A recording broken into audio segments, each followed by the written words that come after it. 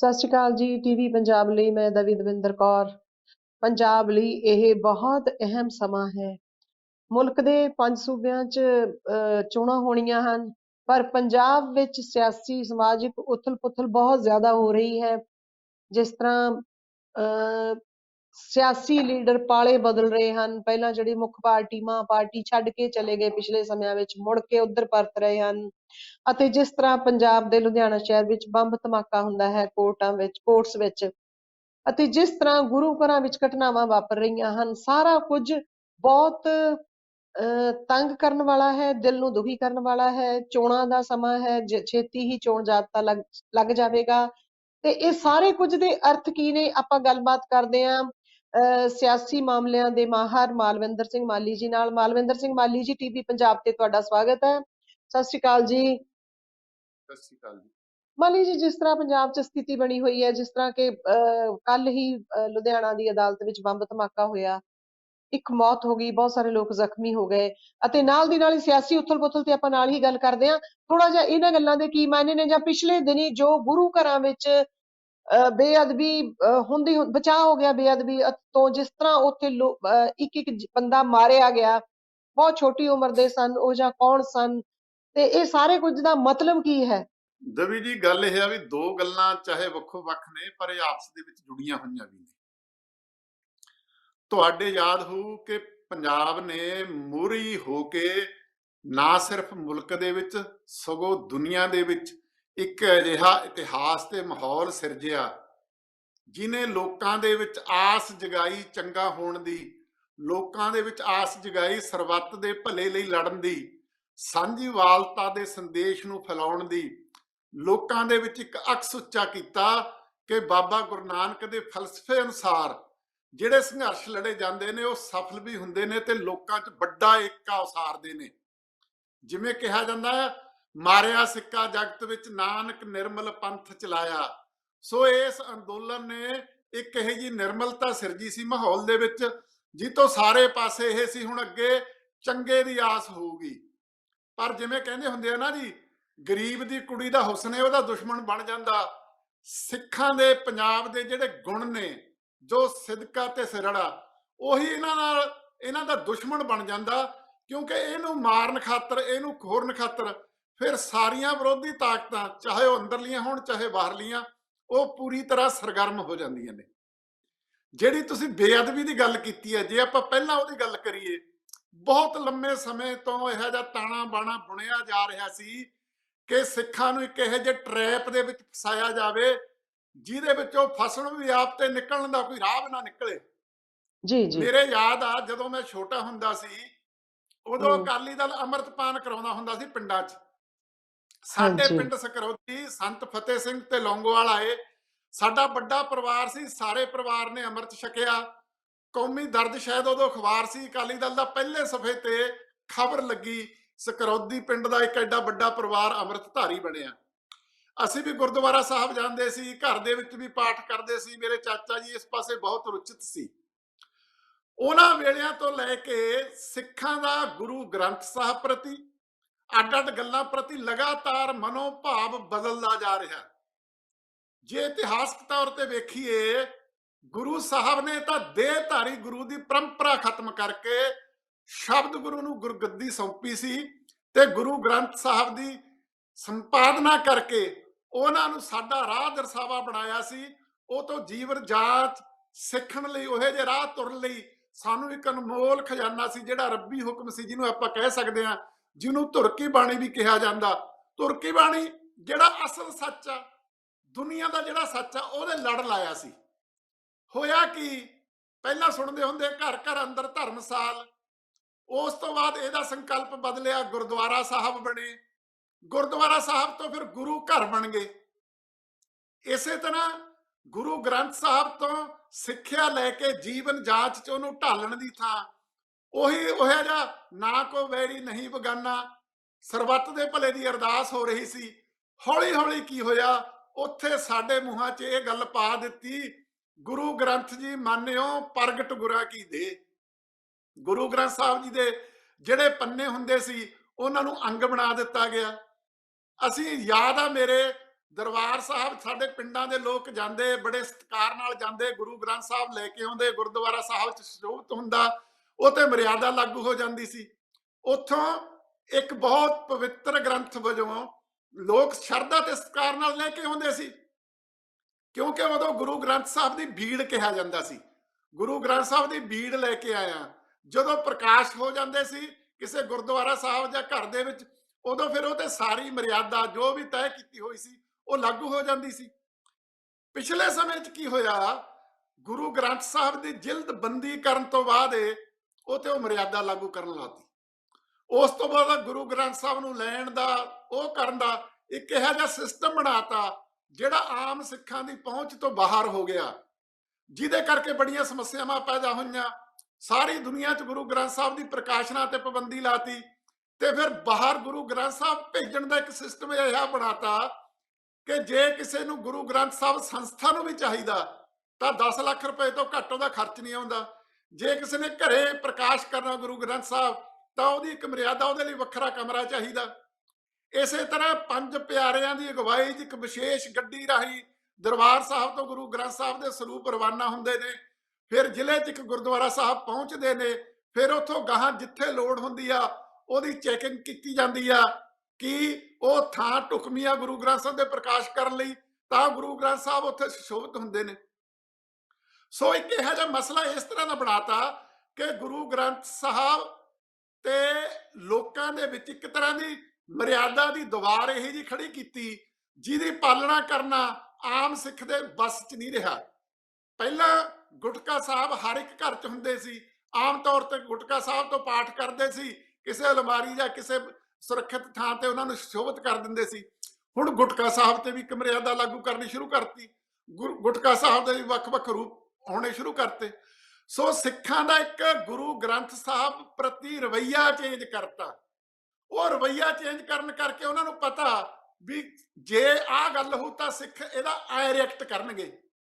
ਫਿਰ ਮਿੱਥ ਕੇ ਐ ਥੋੜੋ ਕਿ ਇਹ ਤੋਂ ਪਹਿਲਾਂ ਗੁਰੂ ਗ੍ਰੰਥ ਸਾਹਿਬ ਦਾ ਸਤਿਕਾਰ ਨਹੀਂ ਹੁੰਦਾ ਸੀ, ਜਾਂ ਮਰਿਆਦਾ ਨਹੀਂ ਹੁੰਦੀ ਸੀ, ਜਾਂ ਸ਼ਰਧਾ ਘੱਟ ਹੁੰਦੀ ਸੀ।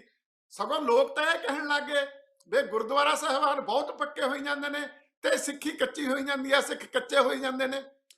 ਇਸ ਕਰਕੇ ਇਹ ਜਿਹੜਾ ਸਿਸਟਮ ਚੱਲਿਆ ਆਪਣੇ 2015 'ਚ, ਫਿਰ ਮਿੱਥ ਕੇ ਬੇਹੁਰਮਤੀ ਕੀਤੀ ਗਈ। ਬੇਅਦਬੀ ਨਹੀਂ, ਉਹ ਅਸਲ 'ਚ ਬੇਹੁਰਮਤੀ ਸੀ।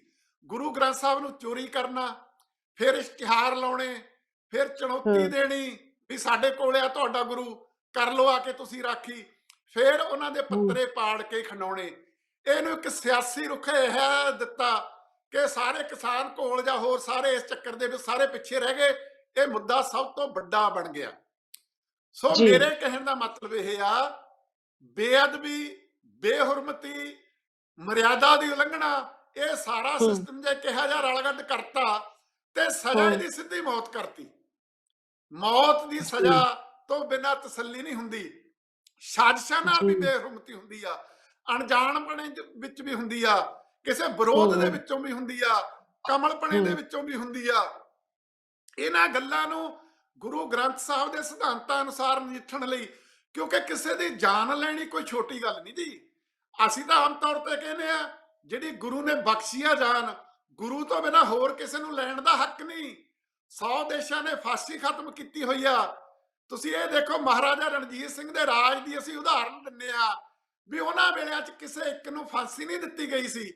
ਚਾਹੇ ਤੁਸੀਂ ਮਰਨ ਤੱਕ ਜੇਲ੍ਹ ਕਰ ਦੋ, ਪਰ ਬੰਦੇ ਦੀ ਜਾਨ ਲੈਣੀ, ਇੱਕ ਜਾਨਵਰ ਵਾਂਗੂ ਝਟਕਾਉਣ ਦਾ ਜਿਹੜਾ ਵਰਤਾਰਾ ਚੱਲਿਆ, ਇਹ ਸਿੱਖੀ ਸਿਧਾਂਤਾਂ ਅਨੁਸਾਰ ਵੀ ਠੀਕ ਨਹੀਂ। ਇਹ ਸਿੱਖਾਂ ਨੂੰ ਆਉਣ ਵਾਲੇ ਸਮੇਂ 'ਚ ਇੱਕ ਇਹੋ ਜਿਹੇ ਟਕਰਾਅ ਦੇ ਵਿੱਚ ਪਾ ਦੇਣਾ ਨੇ ਕਿ ਜਿਹਦੇ ਵਿੱਚੋਂ ਇਹਨਾਂ ਨੂੰ ਨਿਕਲਣਾ ਔਖਾ ਹੋ ਜੂ। ਹੁਣ ਤੁਸੀਂ ਦੇਖੋ, ਦਰਬਾਰ ਸਾਹਿਬ 'ਚ ਮਰਿਆਦਾ ਦੀ ਬਹੁਤ ਨੰਗੀ ਚਿੱਟੀ ਉਲੰਘਣਾ ਹੋਈ ਆ। ਬੰਦਾ ਤੁਹਾਡੀ ਗ੍ਰਿਫਤ 'ਚ ਆ ਗਿਆ, ਚਲੋ ਤੁਸੀਂ ਉੱਥੇ ਤਾਂ ਕਹਿਤਾ ਸੀ ਸਿੰਘੂ ਬਾਰਡਰ 'ਚ ਉਹ ਤਾਂ ਨਿਹੰਗ ਨੇ ਜੀ, ਬੰਦਾ ਝਟਕਾਤਾ ਤੇ ਟੰਗਤਾ। ਇੱਥੇ ਤਾਂ ਉਹਦੀ ਪੁਣਛਾਣ ਕੀਤੀ ਜਾ ਸਕਦੀ ਸੀ ਨਾ ਜੀ, ਪਛਾਣ ਸਥਾਪਿਤ ਕੀਤੀ ਜਾ ਸਕਦੀ ਸੀ। ਜਿਹੜੀ ਬਾਹਰੀ ਸਾਜ਼ਿਸ਼ ਆ, ਜਿਹਨੂੰ ਅਸੀਂ ਬਹੁਤ ਰੌਲਾ ਪਾਉਂਦੇ ਆ, ਉਹਨੂੰ ਨੰਗਾ ਕੀਤਾ ਜਾ ਸਕਦਾ ਸੀ। ਪਰ ਲੱਗਦਾ ਆ ਕਿ ਬਾਹਰੀ ਦੇ ਨਾਲ ਅੰਦਰ ਵੀ ਕੁਝ ਇਹੋ ਜਿਹੀ ਗੜਬੜ ਹੋਈ ਆ ਕਿ ਉਹਦਾ ਮੂਲ ਮੁੱਦਾ ਹੀ ਖਤਮ ਕਰ ਦੋ। ਹੁਣ ਕਪੂਰਥਲੇ ਵਾਲਾ ਕੀ ਨਿਕਲਿਆ ਜੀ, ਤੁਸੀਂ ਹੱਦ ਦੇਖੋ। ਉਸ ਤਰ੍ਹਾਂ ਗੁਰਦੁਆਰਾ ਸਾਹਿਬਾਨ ਨਹੀਂ, ਉਹਨਾਂ ਦੇ ਉੱਥੇ ਘਰ 'ਚ ਗੁਰੂ ਗ੍ਰੰਥ ਸਾਹਿਬ ਪ੍ਰਕਾਸ਼ ਆ, ਹੇਠਾਂ ਉਹ ਆਪ ਰਹਿੰਦੇ ਨੇ, ਉਹ ਸਾਰਾ ਕਾਂਡ ਕੀ ਰਚਿਆ ਗਿਆ। ਸਿੰਘੂ ਬਾਰਡਰ 'ਚ ਵੀ ਨਿਹੰਗਾਂ ਨੇ ਕਤਲ ਕੀਤਾ, ਦਰਬਾਰ ਸਾਹਿਬ 'ਚ ਵੀ ਇਹ ਕਹਿੰਦੇ ਨੇ ਨਿਹੰਗ ਆ ਗਏ ਉਹਨਾਂ ਨੇ ਕਤਲ ਕਰਤਾ, ਜਾਂ ਟਾਸਕ ਫੋਰਸ ਨੇ ਮੁੰਡਾ ਕਤਲ ਕਰਤਾ। ਤੇ ਕਪੂਰਥਲੇ ਵੀ ਦੇਖੋ ਤੁਸੀਂ, ਹਿਰਾਸਤ 'ਚ ਲਿਆ ਹੋਇਆ, ਕਮਰੇ ਦੇ ਵਿੱਚ ਬੰਦਾ ਆ ਕੇ ਛਾਲਾਂ ਮਾਰ ਕੇ ਬਾਰੀ ਰਾਹੀਂ ਦਾਖਲ ਹੋ ਕੇ ਉਹ ਬੰਦਾ ਕਤਲ ਕਰਤਾ। ਸੋ ਇਸ ਕਰਕੇ ਮੈਂ ਤਾਂ ਬੇਨਤੀ ਇਹ ਕਰਦਾ ਵੀ ਸਿੱਖ ਜਗਤ ਨੂੰ ਇਹਨਾਂ ਮਾਮਲਿਆਂ ਨੂੰ ਠਰਮੇ ਨਾਲ ਮੁੜ ਸੋਚਣ ਦੀ ਲੋੜ ਆ। ਸਿੱਖਾਂ ਦਾ ਕਿਰਦਾਰ ਜਿਹੜਾ ਉੱਭਰਿਆ ਕਿਸਾਨ ਅੰਦੋਲਨ 'ਚ, ਇਹ ਉਹਨੂੰ ਧੁੰਦਲਾ ਪਾਉਣ ਦੀਆਂ ਕੋਸ਼ਿਸ਼ਾਂ ਨੇ, ਜਾਣੇ ਜਾਂ ਅਣਜਾਣੇ ਅਸੀਂ ਵੀ ਇਹਦੇ ਵਿੱਚ ਸ਼ਾਮਲ ਹੋਈ ਜਾਂਦੇ ਆ। ਤੇ ਉਹ ਕੀ ਪ੍ਰਚਾਰ ਕਰ ਰਹੇ ਨੇ, गुरुद्वारे में हिंदी बछाई, 2 हिंदुओं का लिंचिंग, मौके के साथ कत्ल हुआ, ते नाल पुरानियां वीडियो दिखा रहे ने भी पहला सिखां ने की कुछ किया। सो इस करके ये वरतारे नूं सत्कार गुरु साहब दा बहुत जरूरी आ, अदब बहुत जरूरी आ। पर जेड़े पासे असीं तुर पे साडा बनो की जी, 54,000 गुरुद्वारा साहिबान ने कल्ले पंजाब च, ਜਿਹੜੇ ਹਿਸਾਬ ਨਾਲ ਹੁਣ ਤੁਸੀਂ ਕਹਿੰਦੇ ਹੋ ਵੀ 24 ਘੰਟੇ ਪਹਿਰਾ ਲੱਗੇ, ਘੱਟ ਤੋਂ ਘੱਟ 2 ਲੱਖ ਬੰਦਾ ਤੁਹਾਨੂੰ ਪਹਿਰੇਦਾਰ ਨਿਯੁਕਤ ਕਰਨਾ ਪਊ ਗੁਰੂ ਸਾਹਿਬਾਨ ਦਾ। ਇਹਦੇ ਵਿੱਚੋਂ ਫੇਰ ਕੀ ਹੋਣਾ, ਗੁਰਦੁਆਰਾ ਸਾਹਿਬ ਜਿਹੜੇ 24 ਘੰਟੇ ਖੁੱਲੇ ਹੁੰਦੇ ਸੀ, ਗੁਰੂ ਦੇ ਦਰਸ਼ਨ ਖੁੱਲੇ ਹੁੰਦੇ ਸੀ, ਉਹ ਬੰਦ ਹੋਣ ਲੱਗੇ ਜੀ। ਸਵੇਰੇ 2 ਘੰਟੇ ਗੁਰੂ ਦਾ ਪ੍ਰਚਾਰ ਹੋਊਗਾ, ਜਿਨ੍ਹਾਂ ਨੇ ਮੱਥਾ ਟੇਕਣਾ ਆਓ ਜੀ, ਉਦੋਂ ਬਾਅਦ ਤਾਲਾ, ਜਾਂ ਉਦੋਂ ਬਾਅਦ ਇੱਕ ਬੰਦੇ ਦਾ ਪਹਿਰਾ ਹੋਊ, ਸ਼ਾਮ ਨੂੰ ਫੇਰ 2 ਘੰਟੇ ਹੋਊ, ਉਦੋਂ ਬਾਅਦ ਤਾਲਾ। ਕੀ ਗੁਰੂ ਗ੍ਰੰਥ ਸਾਹਿਬ ਤੋਂ ਅਸੀਂ ਦੂਰ ਹੁੰਦੇ ਜਾ ਰਹੇ ਹਾਂ ਜਾਂ ਨੇੜੇ ਹੁੰਦੇ ਜਾ ਰਹੇ ਹਾਂ? ਹੁਣ ਸ਼੍ਰੋਮਣੀ ਕਮੇਟੀ ਨੇ ਕਹਿਤਾ ਜੀ ਤੇ ਸ਼ੱਕ ਹੋਊ ਅਸੀਂ ਉਹਦਾ ਆਈਡੀ ਪ੍ਰੂਫ ਲਵਾਂਗੇ ਜੀ। ਠੀਕ ਆ, ਇਹਦਾ ਮਤਲਬ ਤਾਂ ਹੋਏ ਗਿਆ ਨਾ ਜੀ ਵੀ ਹੁਣ ਤੁਹਾਨੂੰ ਗੁਰਦੁਆਰਾ ਸਾਹਿਬ ਜਾਣ ਲਈ ਆਈਡੀ ਪ੍ਰੂਫ ਜੇਬ ਦੇ ਵਿੱਚ ਪਾ ਕੇ ਹਰ ਇੱਕ ਨੂੰ ਨਾਲ ਜਾਣਾ ਪਊ। ਬਾਈ ਚਾਂਸ ਤੁਸੀਂ ਨਾ ਲੈ ਕੇ ਗਏ, ਬਾਈ ਚਾਂਸ ਕਿਸੇ ਨੂੰ ਸ਼ੱਕ ਹੋ ਗਿਆ, ਸ਼ੱਕ ਗਲਤ ਵੀ ਹੋ ਗਿਆ, ਤਾਂ ਕੀ ਤੁਹਾਡੇ ਨਾਲ ਭਾਣਾ ਵਾਪਰ ਸਕਦਾ? ਅੱਜ ਤੁਸੀਂ ਕਹਿ ਰਹੇ ਹੋ ਕੋਸ਼ਿਸ਼ ਆ ਜਿਹੜੀ ਉਹਨੂੰ ਸੋਧਾ ਲਾਤਾ, ਤੇ ਇਹ ਗੱਲ ਕੱਲ ਨੂੰ ਤੁਰਨੀ ਆ, ਇਹ ਬੇਅਦਬੀ ਕਰਨ ਬਾਰੇ ਸੋਚਦਾ ਸੀ, ਇਹਨੇ ਫਲਾਣੇ ਕੋਲੇ ਗੱਲ ਕੀਤੀ ਸੀ, ਉਹਨੇ ਆ ਕੇ ਸਾਨੂੰ ਦੱਸਿਆ। ਹੁਣ ਗੁਰਦੁਆਰਾ ਸਾਹਿਬ ਜਾਣ ਤੇ ਕਿੰਨੀਆਂ ਰੋਕਾਂ ਨੇ, ਸਿਗਰਟ ਬੀੜੀ ਨਹੀਂ ਲੈ ਕੇ ਜਾਣਾ ਜੀ, ਨੰਗੇ ਸਿਰ ਨਹੀਂ ਜਾਣਾ ਜੀ, ਜਰਾਬਾਂ ਨਹੀਂ ਪਾਉਣੀਆਂ, ਜਾਣੇ ਅਣਜਾਣੇ ਕਿਸੇ ਤੋਂ ਲੰਘਣਾ ਹੋ ਜਾਂਦੀ ਹੈ ਜੀ। ਹੁਣ ਹਰ ਇੱਕ ਲੰਘਣਾ ਦੀ ਸਜ਼ਾ ਜਿਹੜੀ ਉਹ ਸੋਧਾ ਜਾਂ ਕਤਲ ਕਰਨਾ, ਫਾਂਸੀ ਤਾਂ ਨਹੀਂ ਹੈ ਜੀ। ਹੁਣ ਅਸੀਂ ਕਹਿ ਰਹੇ ਹਾਂ ਏਜੰਸੀਆਂ ਦੀ ਸਾਜ਼ਿਸ਼ ਆ, ਫਿਰ ਏਜੰਸੀਆਂ ਤਾਂ ਕੇਂਦਰ ਸਰਕਾਰ ਕੋਲ ਨੇ ਨਾ ਜੀ। ਹੁਣ ਬਾਦਲ ਦਲ ਫਸ ਗਿਆ ਕਸੂਤਾ, ਏਜੰਸੀਆਂ ਦੀ ਸਾਜ਼ਿਸ਼ ਆ, ਮਾਹੌਲ ਖਰਾਬ ਕੀਤਾ ਜਾ ਰਿਹਾ। ਭਾਜਪਾ ਵੀ ਇਹ ਕਹਿੰਦੀ ਆ, ਪਰ ਇਹ ਬੇਅਦਬੀ ਕਰਾਉਣ ਵਾਲੀਆਂ ਏਜੰਸੀਆਂ ਨੇ ਜਿਹੜੀਆਂ, ਇਹ ਤਾਂ ਕੇਂਦਰ ਸਰਕਾਰ ਦੇ ਅਧੀਨ ਨੇ ਨਾ, ਇਹ ਦੋਸ਼ ਪੰਜਾਬ ਸਰਕਾਰ ਨੂੰ ਦੇ ਰਹੇ ਨੇ, ਜਿਵੇਂ ਪੰਜਾਬ ਸਰਕਾਰ ਦੀਆਂ ਏਜੰਸੀਆਂ ਇਹ ਸਾਰਾ ਕੁਝ ਕਰਾ ਰਹੀਆਂ ਹੁੰਦੀਆਂ ਨੇ। ਜੋ ਪੰਜਾਬ ਸਰਕਾਰ ਦੀ ਕੋਈ ਇਹੋ ਜਿਹੀ ਏਜੰਸੀ, ਫਿਰ ਤਾਂ ਇਹਨਾਂ ਨੂੰ ਪਤਾ ਹੋਊ ਨਾ ਜੀ, ਇਹਨਾਂ ਦੀਆਂ ਸਰਕਾਰਾਂ ਰਹੀਆਂ ਨੇ 10 ਸਾਲ ਪਹਿਲਾਂ ਅਮਰਿੰਦਰ ਦੀਆਂ ਰਹੀਆਂ ਨੇ, ਵੀ ਪੰਜਾਬ ਦੀਆਂ ਕਿਹੜੀਆਂ ਏਜੰਸੀਆਂ ਨੇ ਜਿਹੜੀਆਂ ਇਹੋ ਜਿਹੇ ਕੰਮ ਕਰਾਉਂਦੀਆਂ ਨੇ। ਸੋ ਇਹ ਜਿਹੜਾ ਝੋਲਾ ਪਾਇਆ ਜਾ ਰਿਹਾ, ਇਹਨੂੰ ਠੰਡੇ ਮਨ ਨਾਲ, ਜਿਵੇਂ ਕਹਿੰਦੇ ਹੋ 71 ਮਿਲੋ ਮੇਰੇ ਭਾਈ, ਦੁਬਦਾ ਦੂਰ ਕਰੋ ਲਿਵ ਲਾਈ, ਜਾਂ ਗੁਰਮੁਖ ਬੈਠੇ ਸਫਾ ਵਿਛਾਏ। ਸੋ ਇਹਨਾਂ ਨੂੰ ਸੁਣ ਸੰਗਤ ਆ ਜੀ, ਜਿਹੜੀ ਸੰਗਤ ਦਾ ਸੰਕਲਪ ਆ, ਜਿਹੜੀ ਗੁਰੂ ਗ੍ਰੰਥ ਸਾਹਿਬ ਦੇ ਨਿਰਮਲ ਭੈ ਦੇ ਵਿੱਚ ਇਕੱਠੀ ਹੁੰਦੀ ਆ, ਜਿਹੜੀ ਆਪਣੀ ਮੱਤ ਦੀ ਥਾਂ ਗੁਰੂ ਦੀ ਮੱਤ ਤੋਂ ਸੇਧ ਲੈਂਦੀ ਆ, ਉਹਨੂੰ ਸੰਗਤ ਕਿਹਾ ਜਾਂਦਾ। ਭੀੜਾਂ ਨੂੰ ਸੰਗਤ ਥੋੜੋ ਕਿਹਾ ਜਾਂਦਾ। ਜਿਵੇਂ ਕਿਸਾਨ ਮੋਰਚੇ ਦੇ ਵਿੱਚ ਇੱਕ ਸੰਗਤ ਬਣਾਤੀ ਸੀ, ਸੰਗਤ ਜੋ ਫੈਸਲੇ ਕਰੂ ਜੀ ਉਹ ਲਾਗੂ ਹੋਣਗੇ। ਸੋ ਸਿੱਖਾਂ ਨੂੰ ਉਹਨਾਂ ਦੇ ਮੂਲ ਨਾਲੋਂ ਤੋੜਿਆ ਜਾ ਰਿਹਾ, ਸ਼ਬਦ ਗੁਰੂ ਦੇ ਸਿਧਾਂਤ ਨਾਲੋਂ ਤੋੜਿਆ ਜਾ ਰਿਹਾ। ਗੁਰਬਾਣੀ ਆ ਜਿਹੜੀ, ਪਹਿਲੀ ਦੋਸ਼ ਲੱਗਦੇ ਨੇ ਵੀ ਤੁਸੀਂ ਗੁਰਬਾਣੀ ਦਾ ਪ੍ਰਚਾਰ ਆ ਜਿਹੜਾ ਵਪਾਰ ਬਣਾਤਾ, ਇੱਕ ਚੈਨਲ ਨੂੰ ਸਾਰੇ ਅਧਿਕਾਰ ਦੇ ਕੇ ਕਰੋੜਾਂ ਅਰਬਾਂ ਰੁਪਏ ਦਾ ਕੁਝ ਹੋ ਰਿਹਾ। ਇਸੇ ਤਰ੍ਹਾਂ ਗੁਰੂ ਗ੍ਰੰਥ ਸਾਹਿਬ ਦੀ ਪ੍ਰਕਾਸ਼ਨਾ, ਸਾਂਭ ਸੰਭਾਲ, ਉਹਨੂੰ ਵੀ ਤੁਸੀਂ ਉਸੇ ਸਿਸਟਮ ਦੇ ਵਿੱਚ ਲੈ ਕੇ ਆਂਦਾ। ਸੋ ਮੇਰੀ ਤਾਂ ਬੇਨਤੀ ਇਹ ਆ ਵੀ ਇਹਨਾਂ ਗੱਲਾਂ ਨੂੰ ਸਾਨੂੰ ਆਪਦੇ ਵਿੱਚ, ਸਾਡੇ ਵਿੱਚ ਕਿਹੜੀ ਇਹੋ ਜਿਹੀ ਤਰੇੜ ਆ ਜਿੱਤੋਂ ਬਾਹਰਲਾ ਉਂਗਲ ਪਾਉਂਦਾ, ਉਹ ਤਰੇੜਾਂ ਨੂੰ ਬੰਦ ਕਰਨ ਦਾ ਸਿੱਖੀ ਸਿਧਾਂਤਾਂ ਅਨੁਸਾਰ ਆਪਣੀ ਮਾਨਸਿਕਤਾ ਨੂੰ ਢਾਲਣ ਵੱਲ ਯਤਨਸ਼ੀਲ ਹੋਣਾ ਚਾਹੀਦਾ, ਤਾਂ ਹੀ ਇਹ ਸਮੱਸਿਆ ਦਾ ਹੱਲ ਹੋਊ। ਨਹੀਂ ਤਾਂ ਜਦੋਂ ਮੰਨ ਲਓ ਜੀ ਕਿੱਡਾ ਵੱਡਾ ਘੋਲ ਚੱਲ ਰਿਹਾ ਪੰਜਾਬ ਦਾ, ਹੱਕੀ ਘੋਲ, ਇੱਕ ਗੁਰਦੁਆਰਾ ਸਾਹਿਬ 'ਚ ਕਿਸੇ ਨੇ ਇਹੋ ਜਿਹਾ ਕਰਾ ਕਰਤਾ, ਉਹਨਾਂ ਨੂੰ ਪਤਾ ਵੀ ਇਹਦਾ ਫਿਰ ਸਿਆਸੀ ਰੁਖ ਆ ਜਿਹੜਾ ਇਹਨੂੰ ਦਿੱਤਾ ਜਾ ਸਕੂਗਾ। ਪਹਿਲੀ ਗੱਲ ਤਾਂ ਇਹ ਆ। ਦੂਜੀ, ਤੁਸੀਂ ਸਿਆਸੀ ਮਾਹੌਲ ਦੀ ਕੀਤੀ ਹੈ। ਸਿਆਸੀ ਮਾਹੌਲ ਵੀ ਉਹੀ ਮੋਰਚੇ ਦੇ ਵਰਤਾਂਤ ਨੂੰ, ਜਿਹੜਾ ਗੁਰੂ ਨਾਨਕ ਦੇ ਫਲਸਫੇ ਅਨੁਸਾਰ ਉੱਭਰਿਆ, ਉਹਨੂੰ ਢਾਹ ਲਾਉਣ ਦੀ ਕੋਸ਼ਿਸ਼ ਕੀਤੀ ਜਾ ਰਹੀ ਆ। ਸਿਆਸੀ ਪਾਰਟੀਆਂ ਤਾਂ ਪਹਿਲਾਂ ਹੀ ਕਰ ਰਹੀਆਂ ਸੀ। ਹੁਣ ਅਸਲ ਸਮੱਸਿਆ ਇਹ ਹੈ ਜੀ, ਆਇਆ ਰਾਮ ਗਿਆ ਰਾਮ ਦੀ ਖੇਡ ਪਹਿਲਾਂ ਸੀ। ਹੁਣ ਅਸਲ 'ਚ ਸੱਤਾ ਦੀ ਲੜਾਈ ਆ, ਰੁਤਬੇ ਦੀ ਲੜਾਈ ਆ, ਅਹੁਦੇ ਦੀ ਲੜਾਈ ਆ, ਤਾਕਤ ਹਾਸਲ ਕਰਨ ਦੀ ਲੜਾਈ ਆ। ਲਗਭਗ ਸਾਰੀਆਂ ਸਿਆਸੀ ਪਾਰਟੀਆਂ, ਚਾਹੇ ਉਹ ਕਹਿਣ ਅਸੀਂ ਪੰਥ ਦੀ ਰਾਖੀ ਕਰਦੀਆਂ, ਚਾਹੇ ਉਹ ਕਹਿਣ ਅਸੀਂ ਪੰਜਾਬ ਦੀ ਰਾਖੀ ਕਰਦੀਆਂ, ਚਾਹੇ ਉਹ ਕਹਿਣ ਅਸੀਂ ਲੋਕਾਂ ਦੀ ਰਾਖੀ ਕਰਦੀਆਂ, ਉਹਨਾਂ ਦੀ ਸਿਆਸਤ ਇੱਕ ਪੇਜ ਤੇ ਆ ਗਈ, ਇੱਕ ਪੈਂਤੜੇ ਤੇ ਆ ਗਈ। ਇਸੇ ਕਰਕੇ ਕੋਈ ਵੀ ਸਿਆਸੀ ਪਾਰਟੀ ਇਹ ਨਹੀਂ ਕਹਿੰਦੀ ਕਿ ਤਿੰਨੇ ਖੇਤੀ ਬਿੱਲ ਸੀ ਜਿਹੜੇ ਸੰਵਿਧਾਨ ਦੀ ਉਲੰਘਣਾ ਸੀ, ਰਾਜਾਂ ਦੇ ਹੱਕਾਂ ਤੇ ਹਮਲਾ ਸੀ, ਫੈਡਰਲ ਢਾਂਚੇ ਤੇ ਹਮਲਾ ਸੀ, ਇਹ ਮਾਇਆਧਾਰੀਆਂ ਦੀ ਕੋਸ਼ਿਸ਼ ਸੀ ਕਾਰਪੋਰੇਟ ਦੀ ਖੇਤੀ ਖੇਤਰ ਨੂੰ ਕਬਜ਼ੇ 'ਚ ਲੈਣ ਦੀ। ਪਰ ਉਹ ਕਹਿੰਦੇ ਨੇ ਅਸੀਂ ਕਿਸਾਨਾਂ ਦੇ ਨਾਲ ਆ। ਸੋ ਇਸ ਕਰਕੇ ਕਿਸਾਨਾਂ ਦੇ ਅੰਦੋਲਨ ਦੇ ਬਰਤਾਂਤ ਚੋਂ ਜਿਹੜੀ ਗੱਲ ਉੱਭਰੀ ਆ, ਫੈਡਰਲ ਢਾਂਚੇ ਦੀ ਗੱਲ, ਰਾਜਾਂ ਦੇ ਹੱਕਾਂ ਦੀ ਗੱਲ, ਭਾਈਚਾਰਕ ਏਕਤਾ ਦੀ ਗੱਲ, ਪੁਰਅਮਨ ਤੇ ਸ਼ਾਂਤੀਪੂਰਕ ਸੰਘਰਸ਼ ਦੀ ਗੱਲ, ਉਹਨੂੰ ਢਾਹ ਲਾਉਣ ਦੀ ਕੋਸ਼ਿਸ਼ ਕੀਤੀ ਜਾ ਰਹੀ ਆ। ਮੈਂ ਤਾਂ ਇਹਨੂੰ ਪਾਰਟੀ ਬਦਲਣ ਵੀ ਨਹੀਂ ਕਹਿੰਦਾ ਜੀ, ਇਹ ਤਾਂ ਬੰਦੇ ਬਦਲਣ ਵਾਲੀ ਉਹ ਗੱਲ ਹੋ ਗਈ। ਤੁਸੀਂ ਦੇਖੋ ਢੀਂਡਸਾ ਸਾਹਿਬ ਤੇ ਬ੍ਰਹਮਪੁਰਾ ਸਾਹਿਬ ਕਿੰਨਾ ਸਾਲ ਇਹ ਭਾਜਪਾ ਦੇ ਨਾਲ ਘਿਓ ਖਿਚੜੀ ਹੋ ਕੇ ਰਹੇ ਨੇ। ਅੱਡ ਹੋਣ ਤੋਂ ਬਾਅਦ ਵੀ ਕਦੇ ਭਾਜਪਾ ਦੇ ਖਿਲਾਫ ਨਹੀਂ ਬੋਲੇ। ਕਿਸਾਨ ਅੰਦੋਲਨ ਨੇ ਇਹਨਾਂ ਨੂੰ ਬੋਲਣ ਲਈ ਮਜਬੂਰ ਕੀਤਾ, ਇਹ ਸਿਰਫ ਬਿੱਲਾਂ ਬਾਰੇ ਬੋਲੇ। ਹੋਇਆ ਇਹ ਕਿ ਬਾਦਲ ਸਾਹਿਬ ਨੇ ਥੋੜੀ ਜਿਹੀ ਸਿਆਣਪ ਕੀਤੀ ਸੀ, ਪੰਜਾਬ ਦੀ ਸੂਬੇਦਾਰੀ ਉਹਨਾਂ ਨੇ ਆਪਣੀ ਕੱਛ 'ਚ ਲੈ ਲਈ ਸੀ, ਨਾਇਬ ਸੂਬੇਦਾਰੀਆਂ ਹੇਠਾਂ ਵੰਡਤੀਆਂ ਸੀ। ਇਹ ਜਿਹੜੀ ਨਵੀਂ ਜੋੜੀ ਆਈ ਸੀ ਵਿਕਰਮ ਮਜੀਠੀਆ ਤੇ ਢੀਂਡਸਾ, ਇਹਨਾਂ ਨੇ ਨਾਇਬ ਸੂਬੇਦਾਰੀਆਂ ਖਤਮ ਕਰਤੀਆਂ, ਉਹਨਾਂ ਨੂੰ ਹਲਕੇ ਤੱਕ ਸੀਮਿਤ ਕਰਤਾ, ਜਿਹਦੇ ਕਰਕੇ ਉਹ ਸਾਰੀ ਲੜਾਈ ਪੈ ਗਈ। ਕੋਈ ਸਿਧਾਂਤ ਦੀ ਲੜਾਈ, ਇਹ ਕੀ ਲੜਾਈ ਹੈ ਜੀ? ਜਦੋਂ ਤੱਕ ਸੁਖਬੀਰ ਪ੍ਰਧਾਨ ਰਹੂ ਅਸੀਂ ਅਕਾਲੀ ਦਲ ਦੇ ਵਿੱਚ ਨਹੀਂ ਜਾਵਾਂਗੇ। ਇਹ ਕੋਈ ਲੜਾਈ ਆ? ਬੰਦਿਆਂ ਦੇ ਬੰਦੇ ਤੇ ਬੰਦਿਆਂ ਦਾ ਵਿਰੋਧ, ਇਹਦੇ ਨਾਲੋਂ ਤਾਂ ਸਾਨੂੰ ਗੁਰੂ ਸਾਹਿਬਾਨ ਨੇ ਤੋੜਿਆ। ਸਾਨੂੰ ਤਾਂ ਵਿਚਾਰਾਂ ਦੀ ਸਾਂਝ ਕਿਹਾ, ਸਾਂਝ ਕਰੀਤੇ ਗੁਣਾ ਕੇਰੀ ਛੋੜ ਅਵਗਣ ਚੱਲਿਆ। ਸੋ ਇਸ ਕਰਕੇ ਵਿਚਾਰਾਂ ਦੀ ਲੜਾਈ ਹੈ ਹੀ ਨਹੀਂ ਕਿਸੇ ਦੀ, ਜਿਹਦੇ ਕਰਕੇ ਕਿਸੇ ਨੂੰ ਕੋਈ ਸੰਗ ਸ਼ਰਮ ਨਹੀਂ, ਦੀਨ ਇਮਾਨ ਧਰਮ ਨਹੀਂ ਹਿਲਦਾ। ਅੱਜ ਟਪੂਸੀ ਇੱਧਰ ਮਾਰੀ, ਕੱਲ ਟਪੂਸੀ ਉੱਧਰ ਮਾਰੀ, ਪਰਸੋਂ ਟਪੂਸੀ ਉੱਧਰ ਮਾਰੀ, ਜਿਹਦਾ ਮਤਲਬ ਹੈ ਇੱਕੋ ਥਾਲੀ ਦੇ ਚੱਟੇ ਵੱਟੇ ਸਾਬਤ ਹੋ ਰਹੇ ਨੇ। ਮਤਲਬ ਇਹਨਾਂ ਦਾ ਮਾਲੀ ਸਾਹਿਬ, ਮਤਲਬ ਇਹਨਾਂ ਦਾ ਇਹ ਹੋਇਆ ਨਾ ਕਿ ਉਹਨਾਂ ਦਾ ਗੁਰੂ ਨਾਨਕ ਦੇਵ ਜੀ ਦੇ ਫਲਸਫੇ ਨਾਲ, ਸਿੱਖ ਧਰਮ ਨਾਲ ਕੋਈ ਵਾਸਤਾ ਨਹੀਂ। ਉਹਨਾਂ ਦਾ ਪੰਥ ਨੂੰ ਵੀ ਖਤਰੇ ਤੋਂ ਕੋਈ ਵਾਸਤਾ ਨਹੀਂ। ਪੰਥ ਨੂੰ ਖਤਰੇ ਦਾ ਤਾਂ ਉਹਨਾਂ ਦਾ ਇੱਕ ਜੁਮਲਾ ਹੀ ਹੈ ਨਾ, ਇੱਕ ਜਸਟ ਇੱਕ ਲੌਜਿਕ ਦੇ ਪੱਖੋਂ ਵਾਂਗ ਉਹ ਪੇਸ਼ ਕਰਦੇ ਨੇ ਕਿ ਸਾਨੂੰ ਪੰਥ ਦੇ ਹੱਕ 'ਚ ਸਾਨੂੰ ਇਕਜੁੱਟ ਹੋਣਾ ਪੈ ਰਿਹਾ। ਉਹ ਇਹੋ ਜਿਹਾ ਤਰਕ ਦਿੰਦੇ ਨੇ ਆਮ ਤੌਰ ਤੇ ਦਲ ਬਦਲੂ ਲੋਕ। ਤੇ ਅਸਲ ਕੀ ਆਪਾਂ ਫਿਰ ਇਹ ਮੰਨੀਏ ਵੀ ਅਸਲ ਮਾਮਲਾ ਫਿਰ ਉਹਨਾਂ ਦੀ ਆਪਣੀ ਕੁਰਸੀ ਦਾ ਆ? ਬਿਲਕੁਲ ਜੀ, ਦੋ ਮਾਮਲੇ ਵੱਡੇ ਅਹਿਮ ਨੇ। ਇੱਕ ਤਾਂ ਕਿਵੇਂ ਸੱਤਾ ਤੱਕ ਪਹੁੰਚਿਆ ਜਾ ਸਕਦਾ, ਦੂਜਾ ਕਿਵੇਂ ਮਾਇਆ ਇਕੱਠੀ ਕੀਤੀ ਜਾ ਸਕਦੀ ਆ, ਕਿਵੇਂ ਇਸ ਤੰਤਰ ਨੂੰ ਆਪਦੀ ਜੋ ਨਿੱਜੀ ਹਿੱਤ ਨੇ, ਕਾਰੋਬਾਰੀ ਹਿੱਤ ਨੇ, ਜੋ ਵੀ ਹਿੱਤ ਨੇ, ਉਹਨਾਂ ਨੂੰ ਸੁਰੱਖਿਅਤ ਕਿਵੇਂ ਕੀਤਾ ਜਾ ਸਕਦਾ। ਹੁਣ ਤੁਸੀਂ ਦੇਖੋ ਕਿੰਨੇ ਸਿੱਖ ਲੀਡਰ, ਈਵਨ ਪਹਿਲਾਂ ਫੈਡਰੇਸ਼ਨੀਏ ਕਾਲੋਰੀ ਉਹ ਵੀ ਚਲੇ ਗਏ ਜੀ, ਮੁੜ ਕੇ ਹੋਰ ਚਲੇ ਗਏ ਜੀ। ਹੁਣ ਕਹਿੰਦੇ ਹੋਰ ਸਿੱਖ ਚਿਹਰੇ ਆ ਭਾਜਪਾ ਦੇ ਵਿੱਚ ਸ਼ਾਮਲ ਹੋ ਜਾਣਗੇ। ਜਿਹੜੀ ਭਾਜਪਾ ਦਾ ਕਿਰਦਾਰ ਇਹ ਆ, ਗੁਰੂ ਨਾਨਕ ਸਾਹਿਬ ਦੇ ਨਾਂ ਤੇ ਜਿਹੜੀ ਯੂਨੀਵਰਸਿਟੀ ਬਣੀ ਆ, ਉਦੋਂ ਤੋਂ ਲੈ ਕੇ ਉਹ ਜਨਸੰਘ ਹੁੰਦੀ ਸੀ, ਲੜਦੀ ਰਹੀ।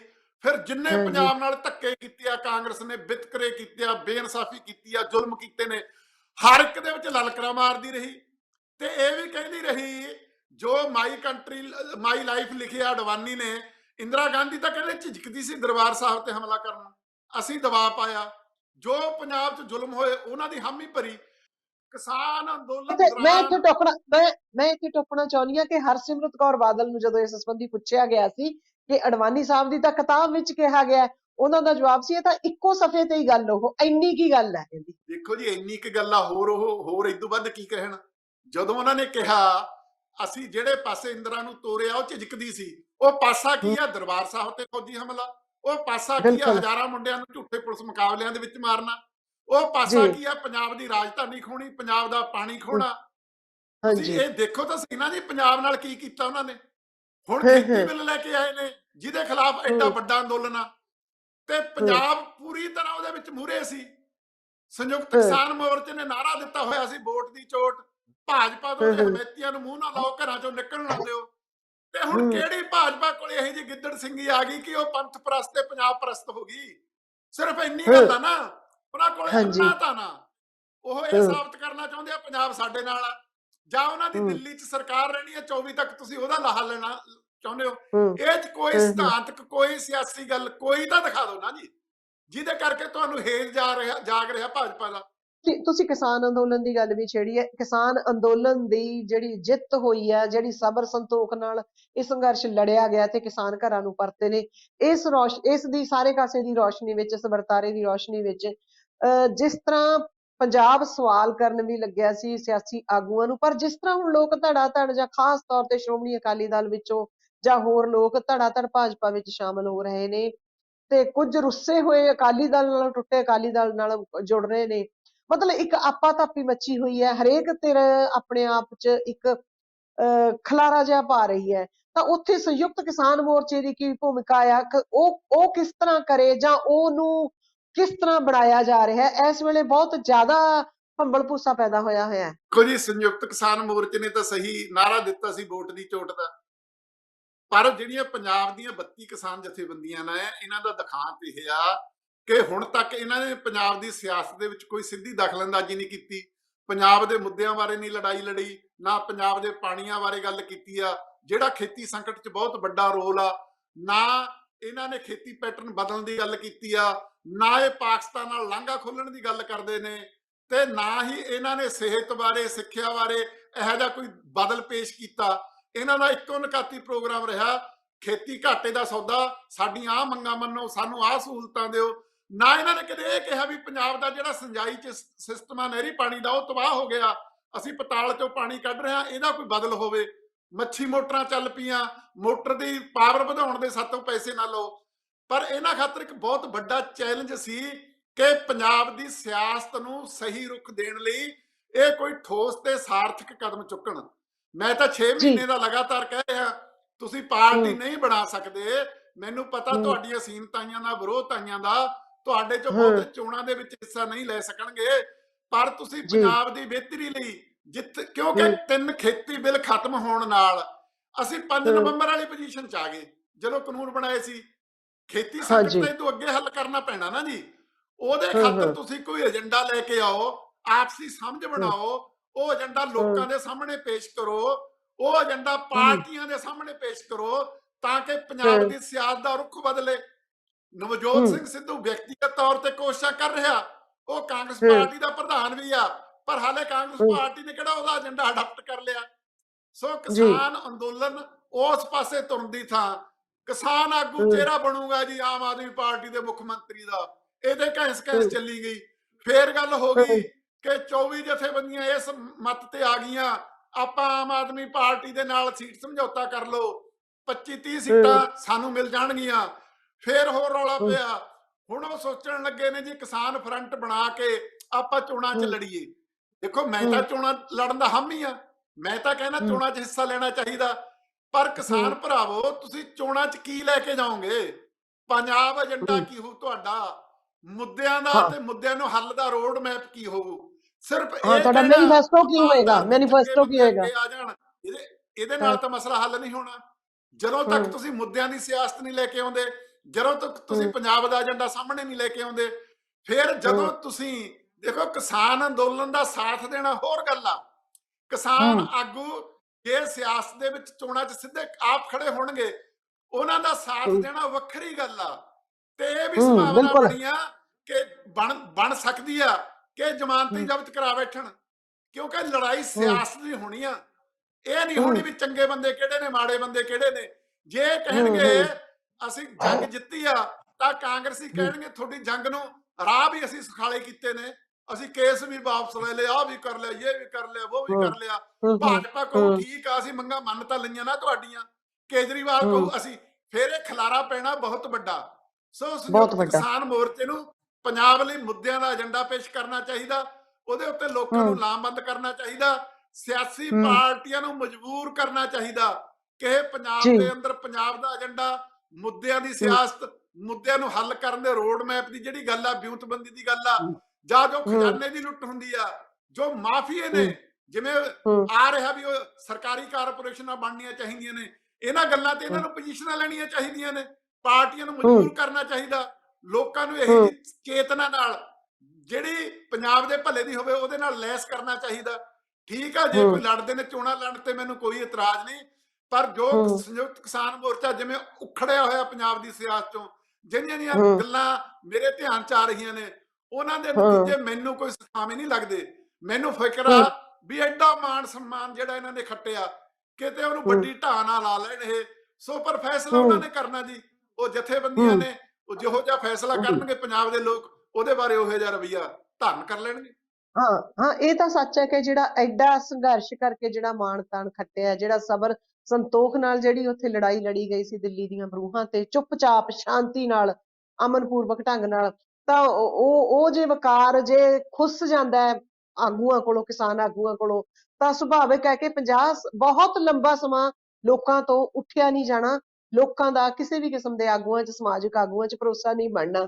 ਮਾਲੀ ਸਾਹਿਬ, ਮੈਂ ਫਿਰ ਪਹਿਲੇ ਸਵਾਲਾਂ ਤੇ ਮੁੜ ਕੇ ਆਉਣੀ ਆ ਕਿ ਜਿਸ ਤਰ੍ਹਾਂ ਗੁਰਦੁਆਰਿਆਂ ਵਿੱਚ ਘਟਨਾਵਾਂ 2 ਹੋ ਚੁੱਕੀਆਂ ਨੇ, ਤੇ ਜਿਸ ਤਰ੍ਹਾਂ ਬੰਬ ਧਮਾਕਾ ਹੋ ਚੁੱਕਿਆ ਹੈ, ਤੇ ਆਮ ਤੌਰ ਤੇ ਚੋਣਾਂ ਦੇ ਨੇੜੇ ਬੜਾ ਹੀ ਕੁਝ ਹੁੰਦਾ ਹੈ, ਤੇ ਤੁਹਾਨੂੰ ਕੀ ਲੱਗਦਾ ਕਿ ਆਉਂਦੇ ਦਿਨਾਂ ਵਿੱਚ ਇਹੋ ਜਿਹਾ ਹੋਰ ਬਹੁਤ ਕੁਝ ਵਾਪਰ ਸਕਦਾ ਹੈ, ਕੋਈ ਅਣਹੋਣੀਆਂ ਵਾਪਰ ਸਕਦੀਆਂ ਨੇ? ਤੇ ਉਹਨਾਂ ਦੀ ਜਾਂਚ ਵਿੱਚੋਂ ਤਾਂ ਹੁਣ ਤੱਕ ਦਾ ਰਿਕਾਰਡ ਤਾਂ ਇਹੀ ਹੈ ਕਿ ਕੁਝ ਵੀ ਨਹੀਂ ਹੋਇਆ। ਤੇ ਕੀ ਲੋਕਾਂ ਨੂੰ ਕੀ ਸੁਨੇਹਾ ਦਿਓਗੇ ਤੁਸੀਂ, ਤੇ ਕੀ ਹੋ ਸਕਦਾ? ਦੇਖੋ ਜੀ, ਲੋਕਾਂ ਨੂੰ ਮੈਂ ਤਾਂ ਇਹੀ ਕਹਿਣਾ, ਮਨ ਤੂੰ ਜੋਤ ਸਰੂਪ ਹੈ ਆਪਣਾ ਮੂਲ ਪਛਾਣ, ਮੂਲ ਪਛਾਣ ਨਾ ਜੀ, ਕੋ ਵੈਰੀ ਨਹੀਂ ਬਗਾਨਾ, ਸਗਲ ਸੰਗ ਗੱਲ ਹਮ ਕੋ ਬਣਾਈ। ਇਸ ਜੀ ਕਰਕੇ ਜੀ ਕਿਸਾਨ ਅੰਦੋਲਨ ਨੇ ਜਿਹੜੀ ਹੂੰ ਭਾਈਚਾਰਕ ਏਕਤਾ ਉਸਾਰੀ ਹੋਈ ਆ, ਜਿਹੜਾ ਪੁਰਅਮਨ ਹੂੰ ਸ਼ਾਂਤੀਪੂਰਕ ਸੰਘਰਸ਼ ਦਾ ਇੱਕ ਝੰਡਾ ਬੁਲੰਦ ਕੀਤਾ ਹੋਇਆ, ਲੋਕਾਂ ਹੂੰ ਨੂੰ ਉਸ ਨੂੰ ਬੁਲੰਦ ਕਰਨਾ ਚਾਹੀਦਾ। ਲੋਕਾਂ ਨੂੰ ਜੀ ਕਿਸੇ ਤਰ੍ਹਾਂ ਦੇ ਭੜਕਾਅ 'ਚ ਨਹੀਂ ਆਉਣਾ ਚਾਹੀਦਾ। ਸਰਕਾਰਾਂ ਹਾਂ ਕੋਸ਼ਿਸ਼ ਕਰ ਸਕਦੀਆਂ ਨੇ, ਹੋਰ ਵੀ ਹੂੰ ਕੋਸ਼ਿਸ਼ਾਂ ਹੋ ਸਕਦੀਆਂ ਨੇ, ਇਦੋਂ ਵੱਧ ਜੀ ਵੀ ਹੋ ਜੀ ਸਕਦੀਆਂ ਨੇ, ਪਰ ਇਹ ਜੀ ਜੀ ਸਾਰਾ ਕੁਝ ਵੋਟਾਂ ਦਾ ਰੁੱਖ ਬਦਲਣ ਲਈ ਆ, ਇਹ ਹੂੰ ਕਿਸੇ 'ਚ ਹਾਂ ਭੈ ਪੈਦਾ ਕਰਨ ਲਈ ਆ। ਗੁਰੂ ਹੂੰ ਨਾਨਕ ਸਾਹਿਬ ਦਾ ਤਾਂ ਫਲਸਫਾ ਨਾ ਕੋ ਨਾ ਅਸੀਂ ਭੈ ਦਿੰਨੇ ਆ, ਨਿਰਵਾਉ ਨਿਰਵੈਰ ਗੁਰੂ ਦਾ ਗੋਬਿੰਦ ਭੈ ਗੁਰੂ ਤੇਗ ਕੋ ਬਹਾਦਰ ਜੀ ਦਾ ਦੇਤ ਨਹੀਂ, ਨਾ ਭੈ ਮਾਨ ਜੀ ਤਾਨ। ਸੋ ਹੂੰ ਸਾਨੂੰ ਤਾਂ ਸਾਡੇ ਗੁਰੂ ਨਾਨਕ ਦੇ ਫਲਸਫੇ ਨਾਲ ਜੁੜਨਾ ਚਾਹੀਦਾ, ਹੂੰ ਸਾਨੂੰ ਆਪਣੀ ਹੂੰ ਰੂਹ ਨਾਲ, ਆਪਣੇ ਮੂਲ ਨਾਲ ਜੁੜਨਾ ਚਾਹੀਦਾ। ਸੋ ਇਸ ਕਰਕੇ ਹੂੰ ਜਿਹੜਾ ਵਰਤਾਂਤ ਸਿਰਜ ਰਹੇ ਨੇ ਭਾਈਚਾਰਕ ਏਕਤਾ, ਦੱਸੋ ਜੀ ਇਹ ਹੂੰ ਕਿਹੜੇ ਭਾਈਚਾਰੇ ਨੇ ਕਿਹੜੇ ਭਾਈਚਾਰੇ ਤੇ ਹਮਲਾ ਕੀਤਾ? ਕਿਹੜਾ ਹੂੰ ਭਾਈਚਾਰੇ ਇੱਕ ਦੂਜੇ ਭਾਈਚਾਰੇ ਨੂੰ ਦੋਸ਼ ਦੇ ਰਿਹਾ? ਕੋਈ ਵੀ ਨਹੀਂ ਦੇਸ਼ ਰਿਹਾ। ਹੂੰ ਇਸ ਕਰਕੇ ਹੂੰ ਸਾਰੇ ਪੰਜਾਬੀਆਂ ਦੀ ਏਕਤਾ, ਜੋ ਇਹ ਕਾਰੇ ਕਰ ਹੂੰ ਰਹੇ ਨੇ ਉਹਨਾਂ ਦੇ ਖਿਲਾਫ ਹੋਣੀ ਚਾਹੀਦੀ ਆ। ਮੈਂ ਤਾਂ ਇਹ ਕਹਿਣਾ ਚਾਹੁੰਦਾ। ਜੀ ਜੀ। ਸੋ ਆਪਾਂ ਮਾਲਵਿੰਦਰ ਸਿੰਘ ਮਾਲੀ ਹੋਰਾਂ ਨਾਲ ਗੱਲਬਾਤ ਕੀਤੀ ਹੈ, ਤੇ ਉਹਨਾਂ ਨੇ ਇੱਕੋ ਹੀ ਗੱਲ ਤੇ ਜ਼ੋਰ ਦਿੱਤਾ ਹੈ ਕਿ ਜੋ ਬਹੁਤ ਮਿਹਨਤਾਂ ਕਰਕੇ ਜਿਹੜਾ ਕਿਸਾਨ ਅੰਦੋਲਨ ਨੇ ਇੱਕ ਵਕਾਰ, ਇੱਕ ਮਾਣ ਸਨਮਾਨ ਖੱਟਿਆ, ਜਿਹੜੀ ਉਹਨਾਂ ਦੀ ਭੱਲ ਬਣੀ ਹੈ, ਉਹ ਲੀਡਰ ਗਵਾ ਨਾ ਬਹਿਣ, ਮੁੱਦਿਆਂ ਦੀ ਗੱਲ ਕਰਨ, ਅਤੇ ਨਾਲ ਦੀ ਨਾਲ ਉਹਨਾਂ ਨੇ ਸੁਚੇਤ ਕੀਤਾ ਹੈ ਕਿ ਸਾਨੂੰ ਏਕਾ ਹੋਰ ਮਜ਼ਬੂਤ ਬਣਾ ਕੇ ਰੱਖਣਾ ਪਏਗਾ, ਤਾਂ ਕਿ ਗੁਰਦੁਆਰਿਆਂ ਵਿੱਚ ਜਿਹੋ ਜਿਹੀਆਂ 2 ਘਟਨਾਵਾਂ ਕਪੂਰਥਲਾ ਤੇ ਹਰਿਮੰਦਰ ਸਾਹਿਬ ਵਿੱਚ ਜਿਹੜੀ ਘਟਨਾ ਵਾਪਰੀ ਉਹ ਨਾ ਹੋਵੇ। ਸੁਚੇਤ ਰਹਿਣਾ ਪਏਗਾ, ਜਾਗਦੀਆਂ ਅੱਖਾਂ ਨਾਲ ਸਾਨੂੰ ਸਾਰਾ ਕੁਝ ਦੇਖਣਾ ਪਏਗਾ, ਜਾਗਦੀਆਂ ਅੱਖਾਂ ਦੇ ਨਾਲ, ਅੱਖਾਂ ਖੋਲ ਕੇ ਸੁਚੇਤ ਹੋ ਕੇ, ਤੇ ਨਾਲ ਦੀ ਨਾਲ ਸਾਨੂੰ ਬੰਬ ਧਮਾਕੇ ਵਰਗੀਆਂ ਘਟਨਾਵਾਂ ਤੋਂ ਸੁਚੇਤ ਰਹਿਣਾ ਇਸ ਤਰ੍ਹਾਂ ਪਏਗਾ ਕਿ ਅਸੀਂ ਏਕਾ ਬਰਕਰਾਰ ਰੱਖਣਾ ਹੈ। ਮਾਲਵਿੰਦਰ ਸਿੰਘ ਮਾਲੀ ਜੀ, ਤੁਸੀਂ ਸਾਨੂੰ ਟੀਵੀ ਪੰਜਾਬ ਲਈ ਸਮਾਂ ਦਿੱਤਾ, ਤੁਹਾਡਾ ਬਹੁਤ-ਬਹੁਤ ਸ਼ੁਕਰੀਆ। ਬਹੁਤ ਸਾਰਥਕ ਤੁਸੀਂ ਗੱਲਾਂ ਸਾਡੇ ਦਰਸ਼ਕਾਂ ਨਾਲ ਸਾਂਝੀਆਂ ਕੀਤੀਆਂ ਨੇ, ਤੁਹਾਡਾ ਬਹੁਤ-ਬਹੁਤ ਸ਼ੁਕਰੀਆ ਜੀ। ਸ਼ੁਕਰੀਆ ਜੀ, ਸ਼ੁਕਰੀਆ। ਸੋ ਤੁਸੀਂ ਮਾਲਵਿੰਦਰ ਸਿੰਘ ਮਾਲੀ ਜੀ ਨਾਲ ਗੱਲਬਾਤ ਸੁਣੀ, ਉਹਨਾਂ ਨੇ ਬੜੇ ਬੇਬਾਕੀ ਨਾਲ ਸਪਸ਼ਟ ਕਈਆਂ ਨੇ ਗੱਲਾਂ, ਉਹਨਾਂ ਨੇ ਕਿਸਾਨ ਆਗੂਆਂ ਨੂੰ ਵੀ ਸਪਸ਼ਟ ਗੱਲਾਂ ਕੀਤੀਆਂ ਨੇ, ਤੇ ਧਾਰਮਿਕ ਭਾਈਚਾਰਕ ਏਕਾ ਬਣਾ ਕੇ ਰੱਖਣ ਦੀ ਲੋੜ ਤੇ ਜ਼ੋਰ ਦਿੱਤਾ ਹੈ, ਪੰਜਾਬ ਦੇ ਮਸਲਿਆਂ ਦੀ ਗੱਲ ਕੀਤੀ ਹੈ, ਅਤੇ ਇਹੋ ਜਿਹੀ ਹੋਰ ਗੱਲਬਾਤ ਲੈ ਕੇ ਅਸੀਂ ਤੁਹਾਡੇ ਰੂਬਰੂ ਹੁੰਦੇ ਰਵਾਂਗੇ। ਤੁਸੀਂ ਸਾਡਾ ਚੈਨਲ ਸਬਸਕ੍ਰਾਈਬ ਕਰੋ, ਟੀਵੀ ਪੰਜਾਬ ਦੇਖਦੇ ਰਹੋ, ਸਾਡੀਆਂ ਵੀਡੀਓਜ਼ ਸ਼ੇਅਰ ਕਰੋ। ਹਾਲ ਦੀ ਘੜੀ ਲਈ ਬਹੁਤ ਸ਼ੁਕਰੀਆ ਜੀ। ਸਤਿ ਸ਼੍ਰੀ ਅਕਾਲ ਜੀ, ਮੈਂ ਨਿਰਮਲ ਮਾਨ ਪੂਰਾ ਟੈਕਸ ਸੈਟਲਮੈਂਟ ਤੋਂ। ਇਹ ਤੁਸੀਂ ਵੀਡੀਓ ਦੇਖ ਰਹੇ ਸੀ ਟੀਵੀ ਪੰਜਾਬ ਦੇ ਉੱਤੇ। ਇਹੋ ਜਿਹੇ ਹੋਰ ਜਾਣਕਾਰੀ ਭਰਪੂਰ ਵੀਡੀਓ ਦੇਖਣ ਵਾਸਤੇ ਟੀਵੀ ਪੰਜਾਬ ਦੇ ਚੈਨਲ ਨੂੰ ਸਬਸਕ੍ਰਾਈਬ ਕਰੋ, ਤੇ ਨਾਲ ਹੇਠ ਦਿੱਤੇ ਹੋਏ ਬੈਲ ਆਈਕਨ ਦੇ ਬਟਨ ਦਬਾਓ। ਸਤਿ ਸ਼੍ਰੀ ਅਕਾਲ।